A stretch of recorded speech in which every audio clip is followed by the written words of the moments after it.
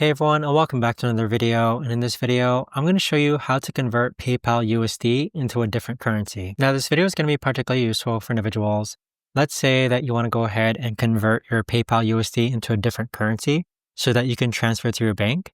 How do you actually go ahead about doing so? Now, this video is going to be short, sweet, and simple, guys. There's not going to be a lot of steps involved. Now, in order to do this, what you're first going to do is log onto your PayPal account. Now, next to where it says Manage Money, click on this and then click on View Money page. Now on this page here, you're going to see a list of your currencies. So here where you have your US dollar, click on Convert Currency and then simply just change the country in which you want to go ahead and switch this currency to. But there you have it, guys. That right there is the best and easiest way that I know of to actually go ahead and convert your PayPal USD into a different currency. If you guys know of a better or easier way to actually do this, let me know in the comments down below. I would love to know. Thanks so much for watching, everyone, and I'll see you guys all in the next video.